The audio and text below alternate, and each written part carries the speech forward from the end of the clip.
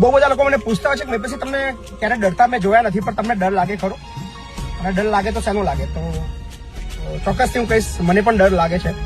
અને સૌથી વધારે જે ડર છે મને ઘરડા થવાનો. હું નથી ઈચ્છતો કે હું ક્યારે ઘરડો થઉં, પણ જે સનાતન સત્ય છે એને આપણે ઝૂંટલાવી ના શકીએ, અને જે શક્ય છે એ થવાનું છે. પણ એક વસ્તુ તો ચોક્કસથી હું ભગવાનને કહી શકું કે ભગવાન, ઘરડો થતા પહેલા મને લઈ લેજે, બીકોઝ હું નથી ઈચ્છતો કે ઘરડો થવું.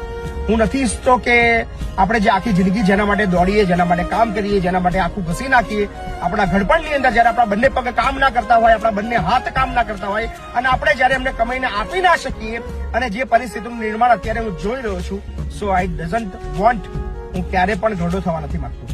ભગવાન, ચોક્કસથી કહીશ કે ઘરડો થતા પહેલા મને લઈ લેજે. નથી ઈચ્છતો કે હું ઘરડો થઉં.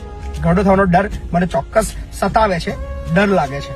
નથી જોવી એ જિંદગી, નથી જોવાતું એ દુઃખ, નથી એ રહેવાતું એ સપના તૂટેલા જયારે એ લોકોના આંખની અંદર હું જોઉં છું.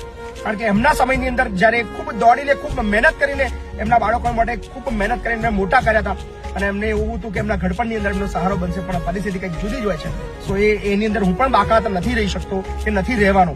કારણ કે સારા મા બાપને મેં જોયા છે મારા ઘરની અંદર રહેતા. સો કદાચ મારી સાથે પણ એવું બની શકે. સો હું નથી ઈચ્છતો કે હું ઘરડો બનું. હું ચોક્કસ ઈચ્છું કે ભગવાન ઘરડો થતા પહેલા મને લઈ લેજે. Thank you.